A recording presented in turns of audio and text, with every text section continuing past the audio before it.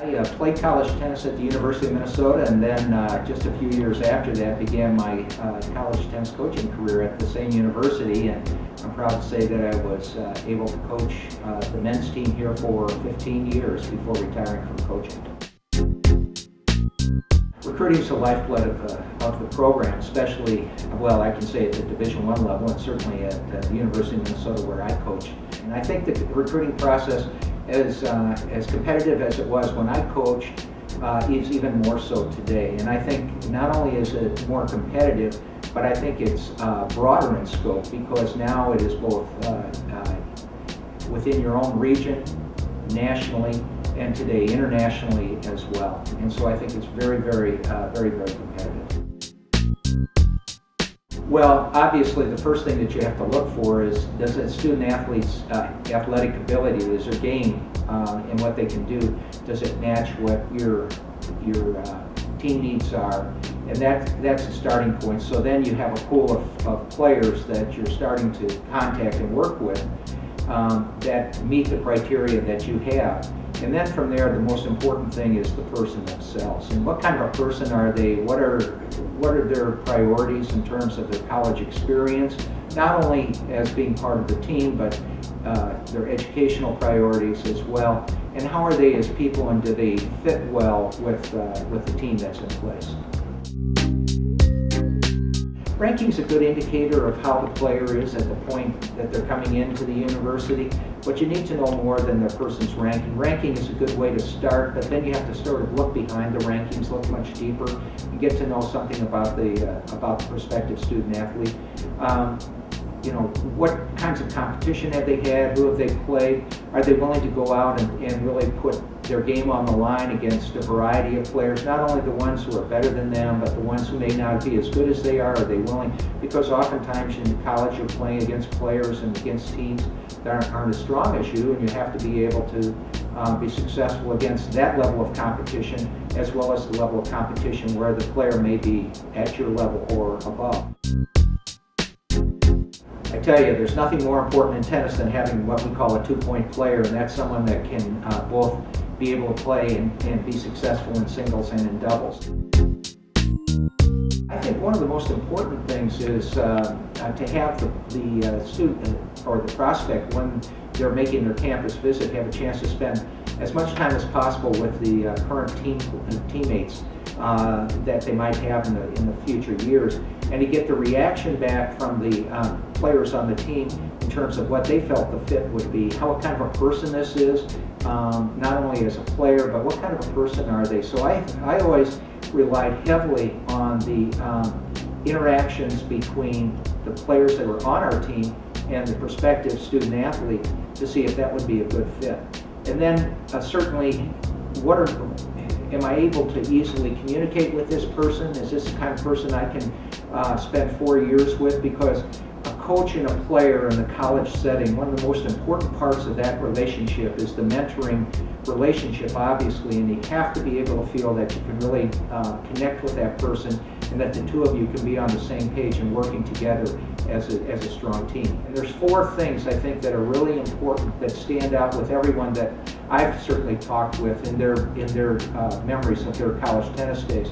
And those 4 things include their personal development. How did they feel about going to the university, the school that they selected, and their ability to really develop as a person?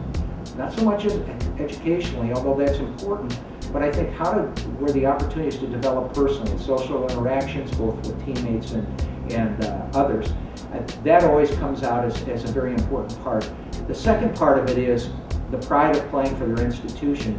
One has to really feel that this is a school where they want to go, and that they feel that there's a real connection between them and that university, and that they'll feel very proud putting on the colors of that university, because it's extremely important both for the individual and the university that that person be a good representative of that school. And so that's important. The third is the whole experience of being part of a team.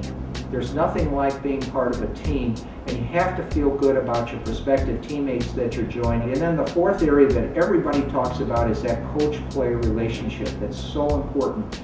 Any advice I give to someone looking at going to college is to really consider those 4 areas, along with certainly the education itself and the professors and the university and so forth. But what are the opportunities for them to be able to have a great experience in school?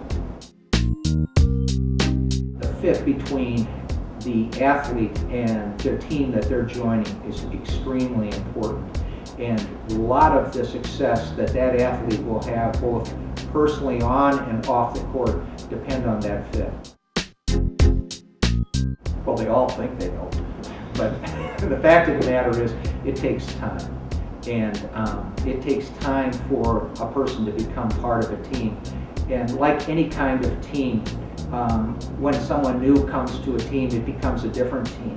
And the dynamics between all the individuals on that team take time, and I think for a freshman that's especially true, because you may be joining a team that has had a lot of success, but now the chemistry is different, the mix is different, and you have to all become part of a team and be able to understand both the strengths and the weaknesses of your teammates and how you relate together. Today, the student athletes have to start very young, much younger than they ever have, to really find out if universities or schools are going to be a good fit. And I think it also makes it really important that they get good advice and that they find out who can be good advisors for them during this whole process. And this process starts probably when they first enter high school, or maybe even before. Recruiting is really competitive today, more so than ever before. I think that if the student athlete really feels like this could be a good fit for them, and that there's an opportunity for them to play at that university, that they really need to show extreme interest in the program and in the team in particular. I think sometimes the student athlete has their mindset on a few particular universities and doesn't look at a broad enough landscape or selection of schools. Be open, you know, try to gain as much information as you can from as many sources as you can, and be open to looking at schools that you may never even thought of, who all of a sudden could pop up on the landscape for you and be a real viable alternative. So I think making sure that you give yourself enough options. Don't limit yourself. Well, I think the costs, if one makes the wrong decision, can be very high. For the student athlete, it can be really, really frustrating and a tough situation. I feel like I should be playing. I want to play. I'm working hard in practice. I'm doing everything that I can, but I don't seem to get that break. And I have to really look at that and decide, is this the best place for me? And sometimes I may even love the program, I may love the coach, I may love my teammates, but because of what I really want to get accomplished in my collegiate experience, I may have to make a decision to go someplace else. There are people out there who have been through this experience that can really give you good advice. Try to gain as much information as you can from them and be open to looking at many, many different alternatives. And I think most importantly of all, this is a great opportunity for you, so really enjoy the experience.